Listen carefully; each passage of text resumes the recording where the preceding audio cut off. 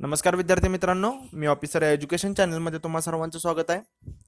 आजचं आपलं लेक्चर जे आहे ते गणित व बुद्धिमत्ता सिरीज मधलं आहे. तलाठी भरतीसाठी येणाऱ्या एक्झाम मध्ये तुम्हाला याचा फायदा व्हावा यासाठी आपण गणित व बुद्धिमत्ता जे मागच्या तलाठी एक्झाम मध्ये पडलेले क्वेश्चन्स आहेत आणि तेच क्वेश्चन त्याच टाईपचे क्वेश्चन तुम्हाला रिपीट होणार आहेत. तुम्ही हे लेक्चर मधले जर क्वेश्चन तुम्ही सोडवले तर तुम्हाला एक्झाम मध्ये सुद्धा असेच गणित पडणार आहेत आणि तुम्ही ते सोडवू शकणार आहेत अगदी बरोबर. ओके, त्यामुळे काळजीपूर्वक लेक्चर बघा आणि याच एक्झामची जी आहे ते प्रॅक्टिस जास्तीत जास्त करा. चला बघू. आणि जर तुम्हाला लेक्चर आवडलं तर लाईक करायला विसरू नका. तुमच्या प्रतिक्रिया नक्की कळवा. बघू आता पहिला क्वेश्चन.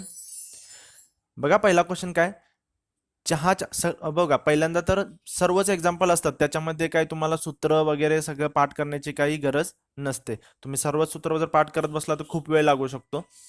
तर बघा, चहाच्या किमतीमध्ये 30% कमी झाल्यास त्यामुळे खर्च तेवढाच राहण्यासाठी किती टक्के जास्त खरेदी करावं लागेल. विचारलेलं काय बघा, की चहाची किंमत जी आहे ती 30% कमी झालेली आहे. आता 30% कमी झालेली आपण नफा तोटामध्ये बघितलेलंच आहे. म्हणजेच काय, 100 रुपयाला पहिली होती तर ती आता झालेली आहे 30% कमी, म्हणजे 70 रुपयाला झाली. बरोबर, शेकडा आपण 100 मध्ये काढतो. बरोबर, कमी झालेले आहेत त्यामुळे खर्च तेवढाच राहण्यासाठी किती टक्के जास्त खरेदी करावं लागेल. म्हणजेच काय, पहिलं तुम्ही 100 रुपयाला 1 किलो खरेदी करत होता. बरोबर, आता तुम्ही 70 रुपयाला 1 किलो खरेदी करणार आहात. आता मला सांगा, 70 रुपयाला 1 किलो खरेदी करणार आहे, पण तुमच्या जवळ आहेत किती रुपये? 100 रुपये. आता दुकानात जायचं आहे तुम्हाला, तुम्हाला माहित आहे की तुम्ही आता साखर घ्यायला गेलाय. पहिली साखर 100 रुपयाला होती, म्हणून तुम्ही 100 रुपये दुकानात घरातून घेऊन गेला आणि ती साखर परत तुम्ही दुकानात गेल्यानंतर तुम्हाला कळलं की 70 रुपयालाच आहे. तर तुम्ही 100 रुपये पूर्ण खर्चून यायचं आहे तुम्हाला. इथे सांगितलेलं आहे की पूर्ण खरेदी तेवढीच करायची आहे. ओके, खर्च तेवढाच करायचा आणि खरेदी तेवढी, म्हणजे 100 रुपये तुम्हाला खर्चून यायचे आहेत. ओके, मग तुम्ही 100 रुपयाची किती साखर घेणार? म्हणजेच काय, तुमच्याजवळ आहेत 100 रुपये, चहा आहे ती 70 रुपयाला आहे, एवढी तुम्ही खरेदी करणार आणि याच्या टक्केवारी सांगितलेलं आहे, म्हणजे तुम्हाला 100 ने गुणायचं आहे. तुम्ही इथे डायरेक्ट शून्यला शून्य कट, 7 एके 7. बरोबर, त्यानंतर राहिले 3, 7 चौक 28. ओके, राहिले 2, 7 दूनी 14, राहिले 6, 7 8 56. ओके, आता बघा, आणि याला आता तुम्ही 100 ने गुणले तर किती येणार? 1.48 गुणिले 100 बरोबर किती येणार? 142.8. म्हणजेच किती झाले हे? 100 मध्ये किती ऍड झालेले आहेत? 42.8. म्हणजे हे झालं तुमची टक्केवारी. बघा किती अगदी सोपं होत आहे. म्हणजे याचं उत्तर आहे पर्याय क्रमांक 1, 42.8. बघू नेक्स्ट. आशा करतो तुम्हाला हे समजलं असेल. बघा काय विचारलेलं आहे, एका गावची लोकसंख्या. आता तुम्ही बघाल तर जास्तीत जास्त जे आहे ते शेकडा टक्केवारीवरती जास्त तुम्हाला विचारलं गेलेलं आहे. त्यामुळे तुम्हाला टक्केवारी डायरेक्ट काढता येणं खूप गरजेचं आहे. आणि सोपं दिलं जातं, 10% दिलं जातं. जर असं तुम्हाला मी विचारलं 12.5, 37.8, तर ते थोडंसं तुम्हाला वेळ लागू शकतं, पण हे सिंपल असतं. बघा, एका गावची लोकसंख्या दरवर्षी 10%नी वाढते. मग आता हे तुमच्या लगेच लक्षात आलं पाहिजे, 10%नी वाढते म्हणजे पहिल्या वर्षी जर 100 असेल तर दुसऱ्या वर्षी 110 असणार आहे. तिसऱ्या वर्षी तीच लोकसंख्या किती होणार आहे? 110च्या 10%. बरोबर, म्हणजे जर तुम्ही त्याला 10/100 ने भागले तर किती येणार आहे? तुमचा 11 येणार आहे. बरोबर, म्हणजे 110 अधिक 11 किती असणार आहेत? 121 असणार आहे. हे झालं दुसऱ्या वर्षी. हे झालं पहिलं वर्ष, हे झालं दुसरं वर्ष. आता सांगितलेलं की आज लोकसंख्या आहे 12,100. तर 2 वर्षापूर्वी त्या गावची लोकसंख्या किती होती? आता इथे आपण घेतलेलंच आहे, तर याच्यावरून आपल्याला कळलेलं असणार की इथे जी आहे, इथे जी लोकसंख्या असणार आहे ती 12,100 असणार आहे. ही झाली आजची. त्यांनी विचारलेलं आहे की मग त्या 2 वर्षापूर्वी म्हणजे इथे किती असणार आहे हे विचारलेलं आहे. मग आता तुम्हाला काय करावं लागेल की इथली काढावी लागेल आणि मग ही काढावी लागेल. तर कसं काढणार तुम्ही? इथे जे आहे, ओके, ही कशी काढणार? याच्या ही किती आहे? 10% आहे. ओके, मग 10%ने इन्क्रीमेंट झालेली आहे. म्हणजेच काय असणार आहे? इथं जी येणार आहे ही 12,100 जी आलेली आहे ती कशी असणार आहे? इथली समजा x आहे, तर x प्लस एक्सच्या 10%. बरोबर, हे डॉट म्हणजे गुणिले आहे. बरोबर, बरोबर असणार आहे तुमचं 12,100. मग आता जर तुम्ही हे केलं, हे शून्यला शून्य गेला, 10 आलं, तुम्ही हे इकडे गुणिले केलं 10x अधिक x म्हणजे किती येणार 11x भागिले 10 असणार आहे बरोबर 12,100.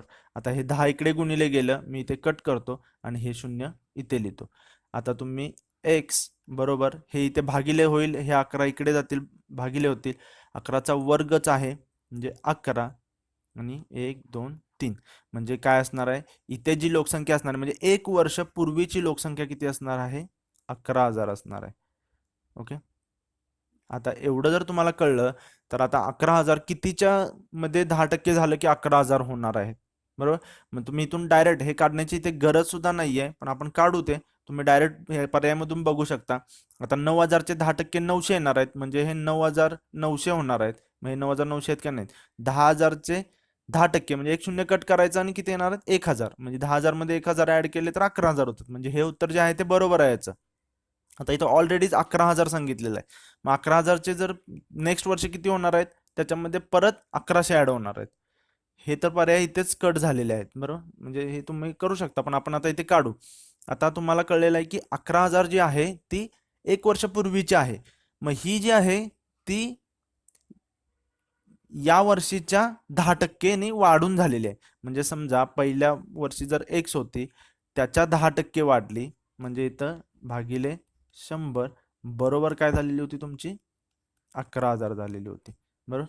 सेम इथल्यासारखंच करायचं आपल्याला. इथे शून्य कट करायचं आहे हे झालं 10 11x करायचं आहे बरोबर काय होणार आहे हा 10 इकडे गुणिले होईल म्हणजे 11,000 होणार 11,000 आणि एक शून्य वाढणार आहे आणि एक्स परत इकडे काय होणार आहे तुम्ही इकडे भागायला जाणार म्हणजे 11 एके 11 आणि हे 4 शून्य 1 2 3 आणि 4 म्हणजेच किती 10,000. एवढं सोडवण्याची गरजच नव्हती डायरेक्ट बघूनच आपल्याला आलं असतं ते. म्हणजे याचं उत्तर आहे पर्याय क्रमांक 2.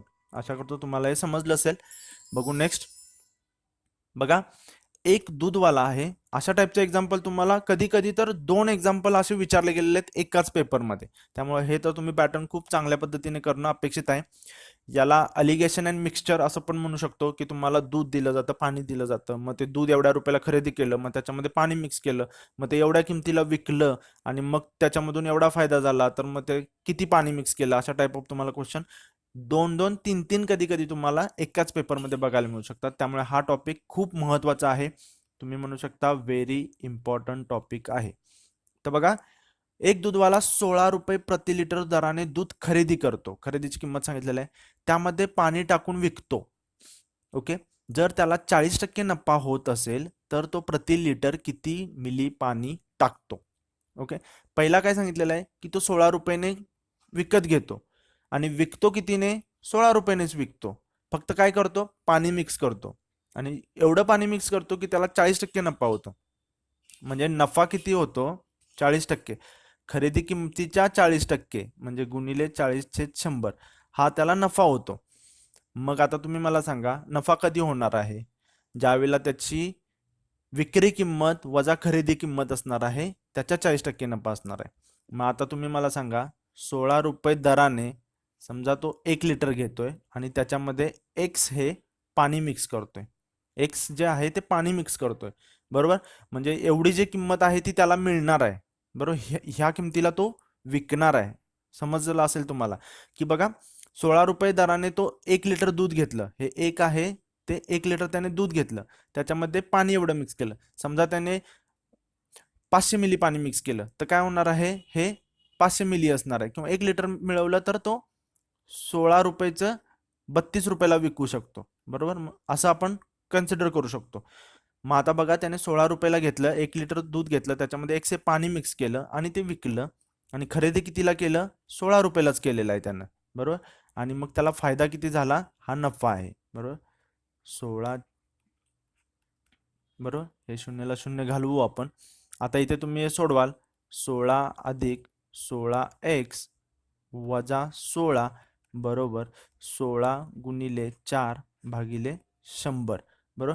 आता तुम्ही ह्या 16ला हे 16 जातील आणि हे 16x राहिलेले आहेत. ओके, परत ह्या 16ला हे 16 गेले बरोबर. म्हणजे x बरोबर काय येऊ शकतो तुमचं 4/100. ओके, मग हे जर तुम्ही करायला गेला तर काय येणार आहे तुमचं 4 एके 4 आणि 25 × 100 म्हणजे 1/25 बरोबर. आता हे तुम्ही 1/25ला जर तुम्ही सोडवाल x बरोबर 1/25 तर किती येणार आहे? 25 शून्य शून्य येणार, दशांश चिन्ह येणार, परत वाढणार आणि 25 × 100 म्हणजे 0.4 लिटर एवढं तो काय करतोय? पाणी मिक्स करतोय. आता 0.4 लिटर, 0.5 म्हणजे अर्धा लिटर, 0.4 म्हणजे किती असणार आहे? 400 मिली. इथं विचारलंय प्रति लिटर किती मिली पाणी टाकतो सांगितलेलं आहे. लिटर विचारलेलं नाही, मिली म्हणजे हे काय असणार आहे तुमचं? 400 मिली जे असणार आहे हे ते पाणी तो मिक्स करणार आहे. आशा करतो तुम्हाला हे जे आहे ते समजलं असेल. ओके, अशा टाईपचे एक्झाम्पल तुम्हाला प्रत्येक जिल्ह्याला तलाठीला तुम्हाला बघायला नक्की मिळेल. त्यामुळे हे खूप चांगल्या पद्धतीने समजून घ्या. नसेल समजलं तर परत थोडं मागे घ्या व्हिडिओ आणि तुम्ही हे चांगल्या पद्धतीने करा. बघू नेक्स्ट. अगदी सिंपल असं आहे हे. हे तर सर्वांना लगेच बघितल्याच आलं पाहिजे. कॅल्क्युलेशन करण्याची काही गरज नाही.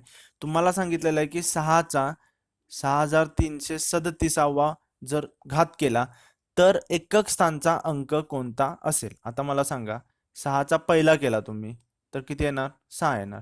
6चा तुम्ही दुसरा केला तर काय होणार आहे? तुम्ही 6 गुणिले 6 करणार म्हणजे काय येणार आहे? 36 येणार. एकक स्थानचा अंक आला 6. आता तुम्ही 6चा क्यूब केला. ओके, तर काय करणार आहे तुम्ही? 6 गुणिले 6 गुणिले 6 म्हणजेच काय असणार आहे तुमचं? 36 गुणिले 6. एकक स्थानला एकक स्थानने गुणणार तुम्ही इकडे 6 ने एकक स्थानला गुणणार 6 6 36 म्हणजे तुमचं काय येणार आहे? एकक स्थानला 36च येणार आहे म्हणजे 6च येणार आहे. आता तुम्ही 6चा चौथा केला तरी काय होणार आहे तुमचं? इथे जी संख्या आलेली आहे त्याच्या एकक स्थानला 6 असणार आहे आणि तुम्ही त्याला 6 ने गुणणार परत तुमचं 6च लास्टला येणार आहे. म्हणजे तुम्ही काही जरी केलं, किती जरी घात केला तरी त्याचं उत्तर काय येणार आहे? एकक स्थानचा अंक 6च येणार आहे. बरोबर. आशा करतो तुम्हाला हे जे आहे ते समजलं असेल. एकदम सिंपल असं होतं, हे काही सोडवण्याची एवढी गरजच नव्हती.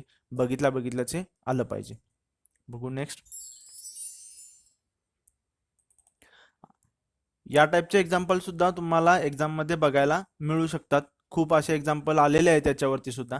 तर हे तुम्ही आता जर तुम्ही स्पीड टाइम डिस्टन्स वरती जर फॉर्म्युला लावून सोडवायला गेला तर नक्की याच्यामध्ये तुम्ही वेळ घालवणार आणि लास्टला तुम्ही काहीतरी वेगळंच आन्सर काढून बसणार.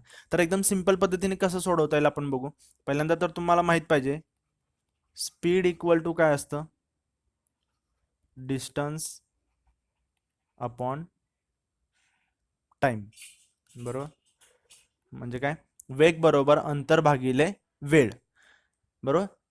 आता याच्यामध्ये बघा काय सांगितलेलं आहे, एक व्यक्ती स्वतःच्या वेगाच्या म्हणजे तुम्ही इथे बघाल की स्पीड आणि टाइम हे काय आहेत? इन्व्हर्सली प्रोपोर्शन मध्ये आहेत. ओके, इन्व्हर्सली प्रोपोर्शन मध्ये आहेत म्हणजे स्पीड हे इन्व्हर्सली प्रोपोर्शनल टू टाइम आहे. हे तुम्हाला याच्यातून कळालेलं आहे. आता याच्यामध्ये तुम्हाला काय बघायचं आहे परत की तो स्वतःच्या वेगाच्या 5/4 वेगाने ऑफिसला जातो. म्हणजे speed equal to distance upon time and speed is inversely proportional to time. म्हणजे तो 5/4 ओके या वेगाने म्हणजे या स्पीडने तो जातो स्वतःच्या. मग त्याला वेळ किती लागेल? उलट होणार सर, 4/5 वेळ त्याला लागणार. बरोबर. आता हा एवढा वेळ लागणार आहे, मग त्याला पहिला किती वेळ लागत होता? ओके, आणि त्याच्यामधून हा वेळ, मग हा वेळ जो आहे तो त्याला कमी लागतोय.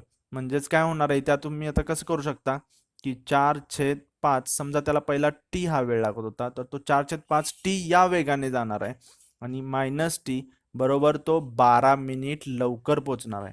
म्हणजे त्याचं -12 होणार. बरोबर, तो कमी वेळ लागणार त्याला. आता जर तुम्ही हे सोडवलं 5 ने टी ला गुणलं तर किती होणार आहे? 4t मायनस 5t भागिले 5 इक्वल टू -12. आता हे -1t बरोबर म्हणजे इथे काय होणार आहे? -t भागिले 5 बरोबर 12. हे 5 इकडे गुणायला जातील म्हणजे -t इक्वल टू 12×5 = 60 -60 असणार आहे ते. म्हणजेच t इज इक्वल टू 60. म्हणजे किती लागणार आहे? 60 मिनिट. हे परत एकदा मी तुम्हाला सांगतो बघा. तो speed is inversely proportional to time आहे. त्याला स्पीड पहिला किती होता? त्याचा 5/4 होता. ओके, हा स्पीड होता त्याचा. म्हणजेच टाइम किती लागणार आहे त्याला? 4/4.